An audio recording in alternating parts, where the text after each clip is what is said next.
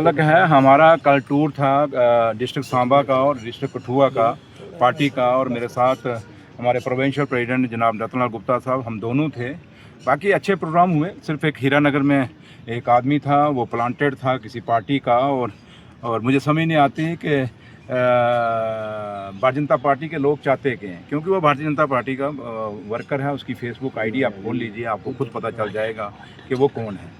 रही बात कि ये डेमोक्रेसी का एक अच्छा हेल्दी डेमोक्रेसी के लिए अच्छा नहीं है। हर पार्टी को इजाज़त है अपनी बात रखने के लिए, और जैसे कल कोई बीजेपी के लोग कोई प्रोग्राम करें तो हम नेशन कॉन्फ्रेंस के भेज दें, ऐसा नहीं है, क्योंकि हमारे लीडर ने कभी हमें ये नहीं सिखाया कि आप ऐसे करो। लेकिन ये जो चीज़ें भारतीय जनता पार्टी के लोग जम्मू कश्मीर में करना चाहते हैं और वो लोगों की आवाज़ को दबाने की कोशिश करते हैं, ये अच्छी बात नहीं है। लेकिन अगर ये भारतीय जनता पार्टी का आदमी नहीं है तो मैं बीजेपी के जो प्रदेश अध्यक्ष हैं, मैं उनसे रिक्वेस्ट करूंगा कि ऐसे लोगों के खिलाफ FIR होनी चाहिए, और पुलिस को वैसे भी एक्शन लेना चाहिए, क्योंकि ऑलरेडी पहले भी एक बार बैंकेट हॉल में हमारे कायद और कायदे सानी डॉक्टर फारूक अब्दुल्ला साहब पे हमला हुआ था। आपके सामने गोली चली थी, उसमें मैं और नासिर साहब दोनों साथ में थे, रतन लाल गुप्ता साहब भी साथ थे। तो उसमें भी ये ऐसे हुआ था, और वहाँ पे वो हॉल जो था सही सैनिटाइज नहीं किया गया था। उसकी सिक्योरिटी जिस तरीके की होनी चाहिए थी, चेकिंग होनी चाहिए थी, वो नहीं थी। इसलिए पुलिस पे भी वो सवाल, खाली उस लड़के पे सवाल नहीं खड़ा होता, पुलिस पे भी सवाल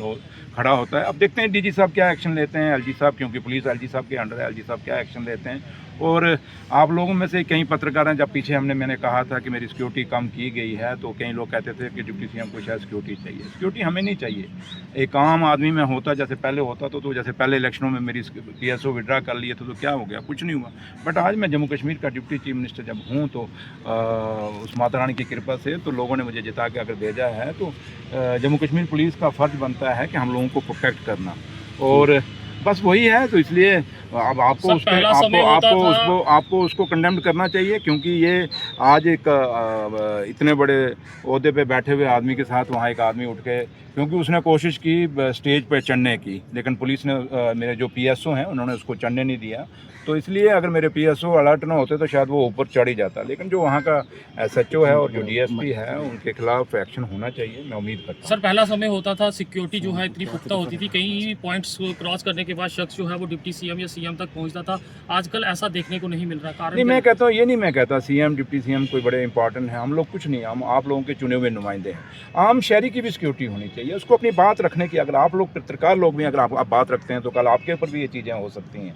इसलिए हम खाली CM या डिप्टी CM या LG साहब के ऊपर नहीं, बल्कि आम हर वो शहरी जो इस देश में अपनी बात रखना चाहता है, उसको पूरा हक है, और उसके लिए उसको पूरा वो माहौल मिलना चाहिए, वो सिक्योरिटी मिलनी चाहिए। और उम्मीद करते हैं कि ये आइंदा नहीं होगा, एक डिप्टी CM के साथ नहीं, बल्कि CM के साथ या किसी मिनिस्टर या MLA के साथ नहीं, बल्कि आम शहरी के साथ भी नहीं होना चाहिए। नेशनल लॉ यूनिवर्सिटी का मुद्दा जो है वो हर वो तो कोई आपको चाहता है, वो तो उसे आपको लेकर वो आप तो क्या आपको कहना पता है कि जो नेशनल लॉ यूनिवर्सिटी के जो स्टूडेंट्स थे जिन्होंने ये प्रोटेस्ट शुरू की थी, वो सारे ऑनरेबल CM साहब को मिले थे, और आपने खुद आप लोगों ने कवरेज किया था। और वो बच्चे जब वहाँ से मिल के आए, उन्होंने बड़ी तारीफ की थी चीफ मिनिस्टर साहब की, आपको याद होगा। इसलिए चीफ मिनिस्टर साहब ने जब एश्योरेंस दे दी, बात हो गई, बात खत्म हो गई।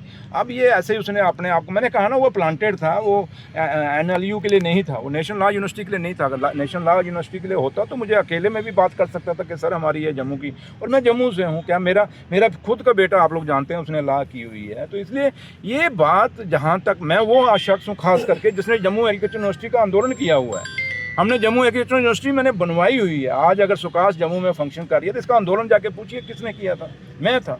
तो इसलिए हम तो वो लोग हैं जो हमेशा जब भी जम्मू के साथ कोई डिस्क्रिमिनेशन हुई तो उसकी बात को उछाला, उसको उठाया और उसको पूरा किया। और आज डिस्क्रिमिनेशन की बात ही नहीं है, क्योंकि जब उमर साहब ने डिस्क्रिमिनेशन की बात ही नहीं की, ये खुद इनको घर बैठ के लग रहा है कि डिस्क्रिमिनेशन हो रही है। बाकी है कि जहाँ तक नेशनल लॉ यूनिवर्सिटी का ताल्लुक है, नेशनल कॉन्फ्रेंस के मैनिफेस्टो में कश्मीर में उन्होंने दिया था। उन्होंने जब कश्मीर में वो बात रखी तो उन्होंने रखा, जम्मू में बीजेपी ने क्यों नहीं उसमें बात रखी। बीजेपी के मैनिफेस्टो हमेशा लोगों को लालच देने के लिए आते हैं, कभी लोगों के फ्यूचर या बच्चों के फ्यूचर के लिए कोई उनके मैनिफेस्टो में कोई प्लान है? पढ़ लीजिए, उनका 2024 का मैनिफेस्टो है। तो इसलिए मैं आपसे यही कहूँगा कि अब जो बात सीएम साहब ने कह दिया, मुझे लगता है उस पर ज़्यादा मुझे बोलने की अब ज़्यादा जरूरत नहीं है। लेकिन हाँ, यहाँ जिस मकसद से आप लोग आए हैं, मैं यहाँ खड़ा हूँ, अब आपको मिल गया, आपकी पता नहीं कितनी CID है मुझे समझ, मैं तो क्योंकि मुझे सुबह के कई पत्रकार बात करना चाहते थे, तो मैं बात नहीं करना चाहता था इसी मुद्दे जो हीरानगर में हुआ, मैं नहीं चाहता, क्योंकि आखिर वो बच्चा हमारा ही है, लड़का हमारा ही है, गुमराह हुआ है, लेकिन मैं नहीं रखना चाहता था। चलो अब आप आ गए, लेकिन मेरा जो मकसद है, इस ग्राउंड में हरी सिंह पार्क में मैं खड़ा हूँ और मैं आप लोगों के चैनल के माध्यम से अपने जम्मू के लोगों को अपील करूंगा, जहाँ जहाँ भी मेरी आवाज़ सुनी जाती है, जहाँ जहाँ आप लोगों को देखा जाता है, कि 12 तारीख को जम्मू कश्मीर के मुख्यमंत्री मेरे लीडर जनाब उमर अब्दुल्ला साहब जम्मू आ रहे हैं। एक बहुत बड़ा जलसा इस हरी सिंह पार्क में रखा गया है और उसका मकसद एक ही है, क्योंकि 11 तारीख को कश्मीर में है और आज 18 महीने हो गए भारतीय जनता पार्टी के लोगों ने और हमारे प्रधानमंत्री साहब ने और हमारे होम मिनिस्टर साहब ने जम्मू कश्मीर के लोगों से वादा किया था कि हम जम्मू कश्मीर के लोगों को इलेक्शन के बाद स्टेट का दर्जा बहाल कर देंगे। और जब इलेक्शन हो गया, इसका मतलब हालात अच्छे हैं, हालात ठीक हैं, तो ये वादा अब हम उम्मीद करते थे कि पूरा हो जाएगा। लेकिन 18 महीने हो गए, चीफ मिनिस्टर साहब भी बार बार दिल्ली गए और हमेशा अपनी बात रखी, और हमने उम्मीद ये रखी थी कि प्राइम मिनिस्टर साहब और होम मिनिस्टर साहब अपना वादा स्टेट का पूरा कर देंगे।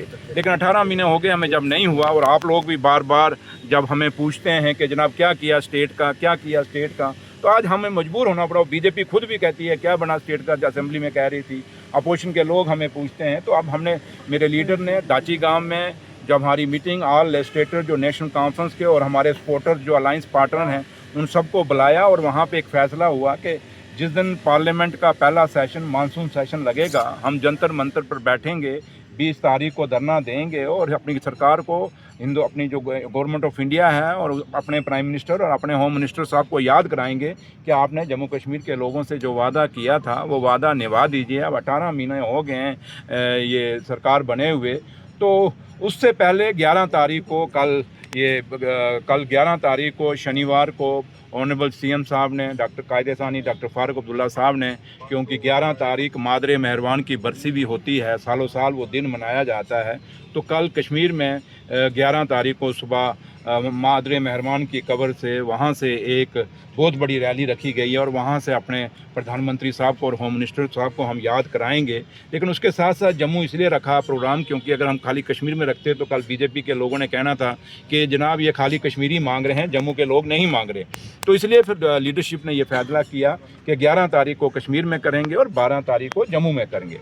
तो इसलिए अब कल परसों एतवार को 12 तारीख हरी सिंह पार्क जम्मू में अपनी स्टेट की डिमांड के लिए हमने जलसा रखा है। और आप लोगों के माध्यम से मैं अपने लोगों से अपील करूंगा कि जो लोग चाहते हैं कि जम्मू कश्मीर को स्टेट का दर्जा बहाल किया जाए, जिससे हमारी बेरोज़गार बच्चों के रोज़गार का मसले हल होंगे, हमारी डेवलपमेंट में जो फंडिंग हमें चाहिए वो फंडिंग मिलेगी। और जो स्टेट का एक स्टेट, क्योंकि हमारी जम्मू कश्मीर की जो ज़रूरतें हैं वो एज ए स्टेट हैं, हमारी जम्मू कश्मीर की जो मुश्किलें और मुसीबतें हैं एज ए स्टेट हैं। और हम वो यूटी बाकियों की तरह नहीं है, जैसे लद्दाख की यूटी 2 डिस्ट्रिक्टों में है, जम्मू कश्मीर तो एक स्टेट है। और सबसे बड़ी बात ये महाराजा हरी सिंह की स्टेट है और हरी सिंह पार्क में भी हम खड़े हैं, महाराजा साहब का यहाँ स्टैचू लगा है और उसी स्टैचू के पास से हम अपनी सरकार से कहेंगे कि ये महाराजा साहब की स्टेट थी और आप रोज़ रोज़ महाराजा साहब को यहाँ बीजेपी के लोग फूल चढ़ाते हैं। अगर सही मायने में आप महाराजा साहब की इज्जत करते हैं तो महाराजा करण सिंह ने खुद कहा कि जम्मू कश्मीर को स्टेट का दर्जा मिलना चाहिए। तो इसलिए अगर महाराजा करण सिंह कह रहे हैं, फिर हम लोग कह रहे हैं, पब्लिक कह रही है, तो अब ये बात माननी चाहिए। और उम्मीद करेंगे कि 12 तारीख को जम्मू सूबे के हमारे लोग बढ़ चढ़ के सुबह 11 बजे हरी सिंह पार्क में आएंगे और जम्मू कश्मीर के मुख्यमंत्री जनाब उमर अब्दुल्ला साहब को सुनेंगे।